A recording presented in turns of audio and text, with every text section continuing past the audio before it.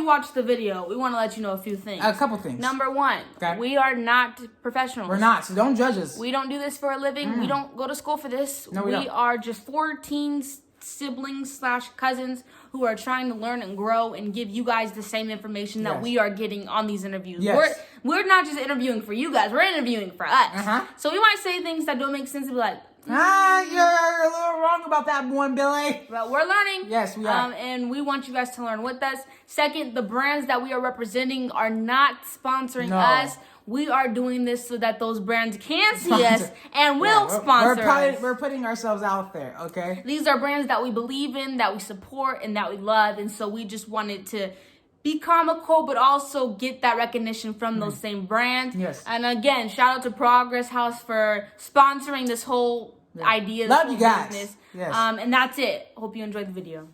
What's up, everyone, and welcome to the Billionaires Club. I'm Monique.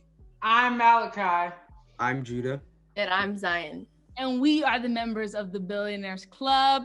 This is our second week of interviewing. I don't really know the correct term, but in this week, we are representing Starbucks. Okay? We are representing Starbucks. I'm not wearing anything, but I did get the cup. I don't know. Yeah. Just water in here with the ice. Oh my gosh, it's refreshing. What are you wearing? I got the original shirt. Judah, got anything? I don't really have anything. Yeah, but I like Starbucks. What do you like from Starbucks? I like to get a London Fog. That sounds special. I've never heard of that at all. Today, one of the things that I wanted to talk about today was investing in local companies and investing in things that you believe in. It's important to invest in local companies because you can see firsthand on how the company is doing or how bad it's doing depending on what you invested in. This makes it a lot easier to do research because you can literally look outside or go to the store and ask around and see how well they're doing. And it's important to invest in something that you believe in because it makes research easier and fun.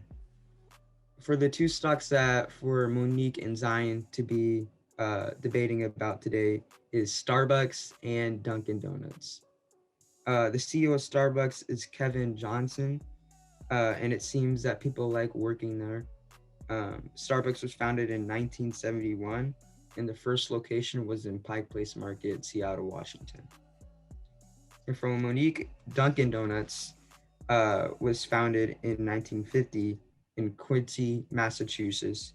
The CEO is David Hoffman, and it seems like people like working there as well. So as you can see, we have our special guest, Miss Paula Robinson here. Okay, before we get to the interview and get to know a little bit more about her, we have to do the debate segment. So like Judah said, Zion and I have Starbucks and Dunkin. Zion has Starbucks, I have Dunkin. And so I guess Zion, you can kick us off. Okay, so when you think of coffee, you don't think of Dunkin' Donuts, do you? You think of Starbucks. And here's the thing about Starbucks. Starbucks is so popular and it has done nothing but grow. When it first started in 1971, it made about $20-something million, and it has done nothing but grow up to this day. So it went from $20 million to $27.5 billion. So if you look at the stats, I can pull them up, but I'm not going to do that because I want to keep this short. It will show you that each year it has done better and better and better. Now, I will say 2020 was a hard year for Starbucks, but 2020 was a hard year for everyone. So we're not going to knock them for that.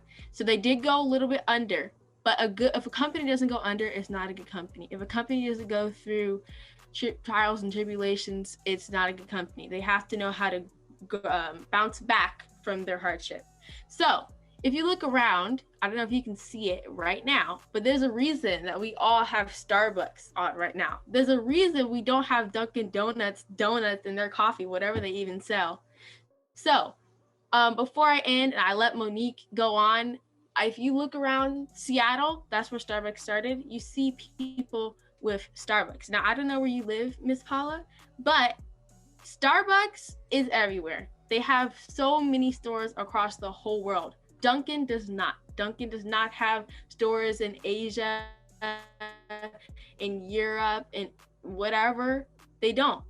So before I end, Monique, Starbucks started in 1971, and what did Dunkin' start in 1950? I just have a question. How does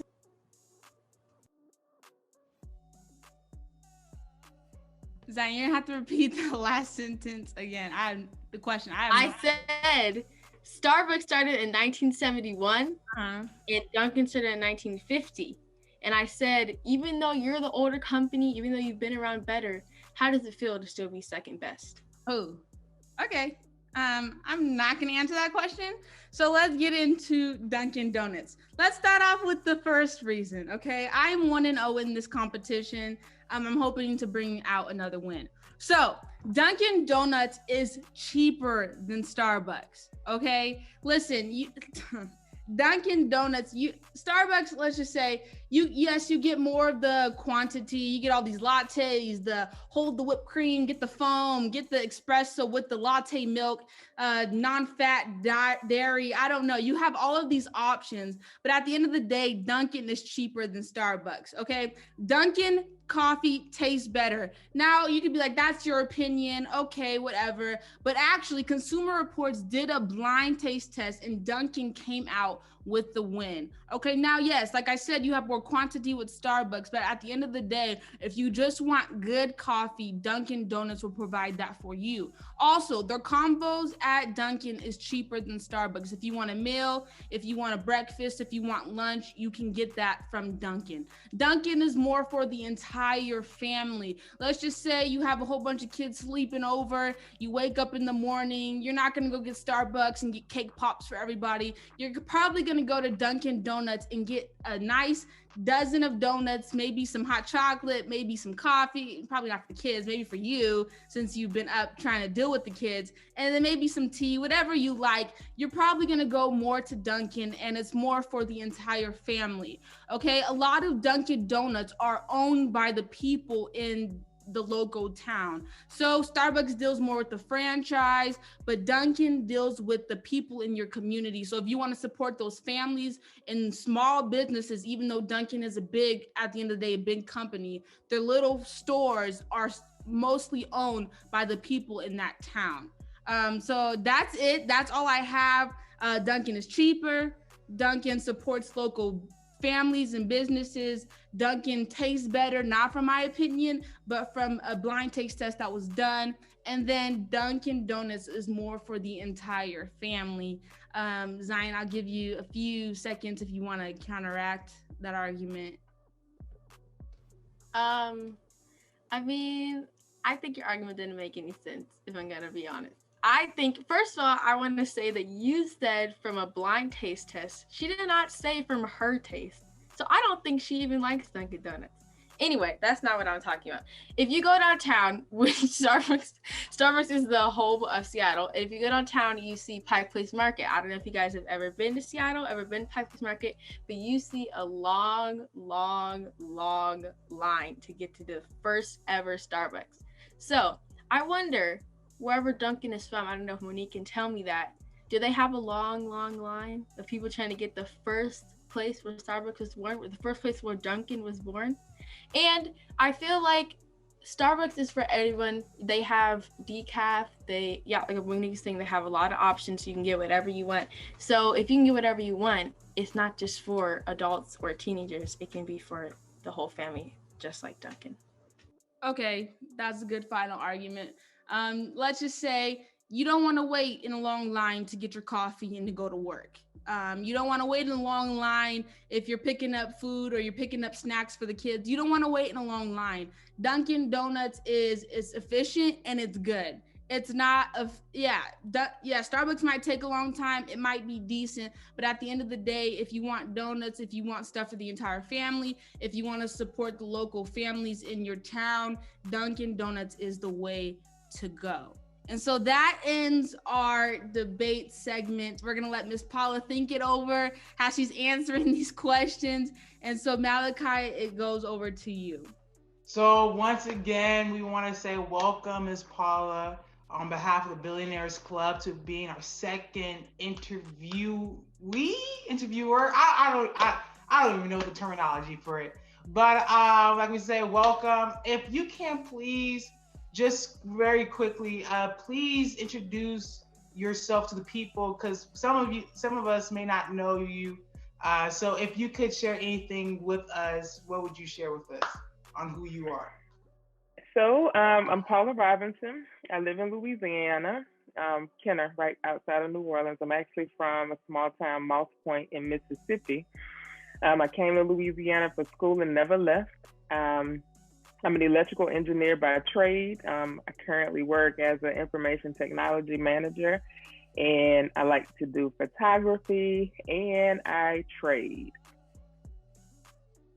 That sounds really cool. I like photography too. I like to take pictures. I had 2 wedding gigs actually. So if you need me to take some pictures, I'm very cheap. I'm $500. Okay, per minute. You are cheap. Per minute. Per minute. Per minute. Got it. So yeah, we're gonna hop in straight to the interview. We don't want to waste your time. We have a couple questions that we want to ask you. So yeah, let's get straight into it. So the first question that we all have for you is, what is your investment story? How did you get into investing, and where are you at currently? So 2016, I had 2 co-workers who are also very close friends of mine, and who I've considered mentors in different areas of life. They kept trying to introduce me to this strategy, kept trying to get me interested into options. And it seemed in 2016, the market had a good run. They were making a lot of money. And it just seemed like one of those things that was like, I don't know, you know? And so I jumped in head first, and I said, you know what, if I jump in, if I'm invested in some way, it'll force me to put the time in necessary to understand what I need to understand. And that's really my investment story. And so I did. I jumped in knee deep. I've done some training. I've done some online courses. I bought a course, you know, and it's a constant learning process. It always feels like trial and error, because you really can't speculate market moves. You can learn how to best manage your risk, and that's what we do. Yeah, at the last part, when you said like you really can't figure out the market, so to speak, because it's always throwing you for a loop in some type of way. And in your time of investing, my next question that I have for you is, have you found it being like hard? Like, have you ever been like discouraged when it came to investing because like of something like the market threw at you, and you didn't know really how to deal with it? Like, how did you feel about it, if it's ever happened to you? So I have been frustrated, but not necessarily with the market. I was more frustrated with myself for not sticking to the rules. So every trading strategy that you have will always have rules. A good trading strategy will always help you set your targets and your limits to limit that risk into the area that you're comfortable.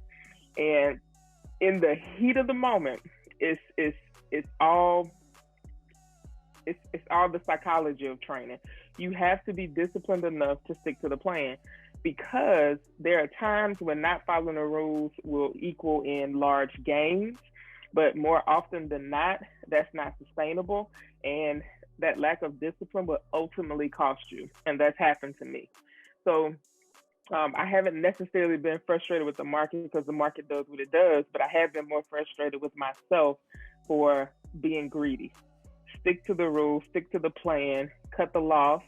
When the loss happens, your recovery is a lot quicker. So that would be my answer. You are answering these like a pro, like honestly, which you are one. I wouldn't say that. So you've said a lot of great things so far, and another thing that I wanted to ask you is you said like your friends, were telling you like, do this and like and trying to get you into and easing your way into, doing the market and stuff like that. So my next question, one of my last questions that I have for you, I have another one after this, but it's like, do you like thank them for like trying to get you into it, in your life and getting you to invest into the market? Like, do you thank them? Do you appreciate that they were doing it? I know it could have been annoying, like, hey, stop, listen, I got it the first time, I don't want to do it, but like, do you appreciate it now that they were trying to get you into it? Absolutely. And I tell them all the time. And the gratitude is so intense that as we are trading strategies and discussing different things that we learn, I always end every exchange with thank you, because it's not something that they had to share. And, it really wasn't a pushy type of thing. We all knew each other very well before it got to the point of, hey, let's consider doing this also. So it was never a thing that I felt like I was forced to do it. I always knew that the information that they were sharing was in my best interest. It was just a question of being able to invest the time. So, but yes, I always end every text, every exchange with thank you. That is really good. And these three questions that I asked you gave so many tips, so many nuggets that we can all walk away with, which goes into my last question. Unless anybody has any other questions that you want to ask our special guest on today.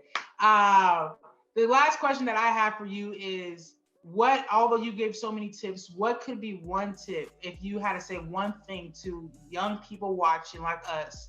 What would you say to them regarding investing into the stocks or getting into stocks and stuff like that? What would be your one tip? So my one tip would be to educate yourself. Get into the throes. Information is so readily available in this day and age that you can research stocks strategies like the top hedge funds, so you have the capability to get in the weeds and to get into the details. That also leads to kind of what I was going to close with the if for the structure of your webcast, where you pick two stocks and you basically go and debate which one is best. There are some very available data sets that you can use to have some very strong arguments as to which direction you will want to spend your time and your money. And don't let anybody tell you that you can't, or that this is not a thing for you, or people like you don't do it. There are a lot of resources. There are a lot of private Facebook groups that don't require you to do anything but answer a set of questions to get in. And once you're in, the information flow is overwhelming. So educate yourself. There are times when paid education is appropriate. That's a personal decision. There's plenty of that out there, but I will tell you, the things that you need to know are readily available for free. And that's really good. Again, thank you. For me, what I hear out of all of that is like, there's no excuses. I mean, we live in a day and age of technology. Like, we have technology in our hand, whether it's a phone, whether it's a computer, whether it's a tablet, whether it's whatever the case may be, like information is right there, and we can get it, like you said, at such a young age. And for me, that's why I'm gonna walk away with, like, there's no excuses whatsoever. So thank you for your tips. Thank you for your story. We really do appreciate it. I'm gonna hand it back off to Monique so we can see what's gonna go on with this debate. What's the ending to this debate that Zion and Monique had earlier? Okay. Before we get to the winner of the debate, what is one stock or one company we should be on the lookout for? I'll give you a sector, okay, instead of a company per se. But I think you should be on the lookout at the technology sector. We're at a point in time in humanity where there is no turning back. We're so committed to technology overall that there is no turning back. So when you do your research, you'll find in the market there are 11 sectors. Look, you focus, be very intentional about technology. Okay. Technology. All right. That's good. I guess I can see that has technology is growing in our future. We should keep our eye on the lookout for that one. Okay, so thank you. Like Malachi said, thank you for coming to take the time to be interviewed by us and to share some of your knowledge that you've gained over the years. And so now we have to get to the winner of this debate. Please go easy on us, save our feelings, especially mine over here. But all right, we're gonna let you kind of give your thought process on how you came up with the winner. What's your opinion on both of these stocks and companies as a whole? Oh, you're still on mute, Miss Paula. Sorry. I'll say, I don't know that I have a winner or a loser. I have a preference. And I'll tell you from the consumer standpoint why I prefer what I prefer. So I prefer Starbucks. And I have some very concrete reasons as to why I prefer Starbucks. A is consistency. Now, we do have Dunkin' Donuts in our area. And ironically, the only ones that I go into are the ones that also are paired with Baskin Robbins because I go to buy the ice cream and not the donuts or the coffee. And so, customer service is king for me. And at what I consider my Starbucks, which is on the corner by my house, they know me.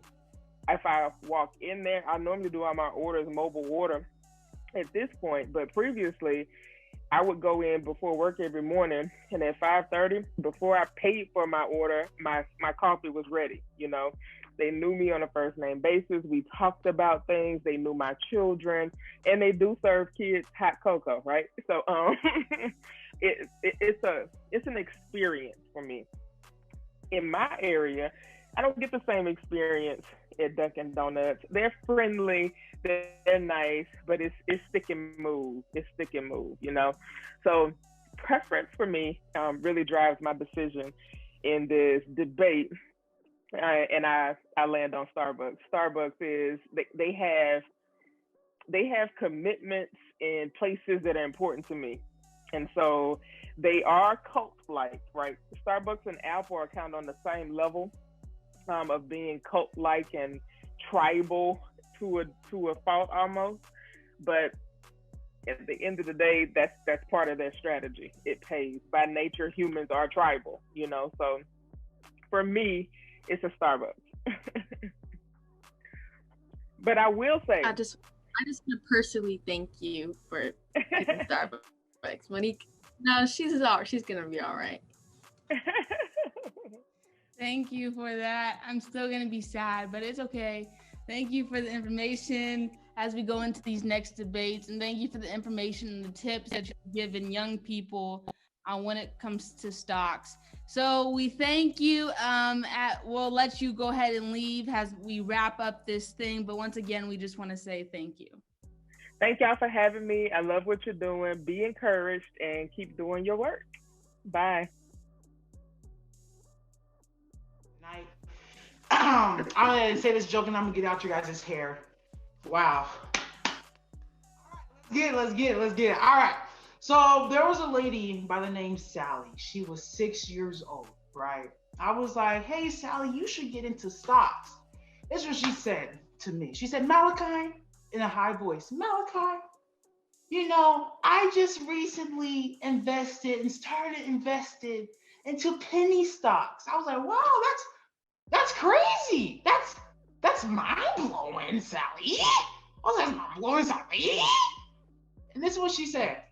I said, well, why did you invest into penny stocks? She said, I don't know. It just made a lot of sense. All right. So thank you guys for joining us on this episode of the Billionaires Club. Just honestly, Malachi, I'm going to need you to work, okay? Work a little harder for these jokes. make them funny and clever. Okay. No, they are funny. You just gotta have the humor for it. I'm sorry. Come on, Sally. That was the kicker. That was the punchline right there, all in itself. Come on, you watching at home, you got the joke. So, like I said, we hope you enjoyed. So the update on the stock thing is the debate. It is 1-1, me and Zion. Judah had his segment, Malachi had his segment, and we had, of course, the very special interview from Miss Paula Robinson. So that is it for us today. We will see you next week with another episode of the Billionaires Club.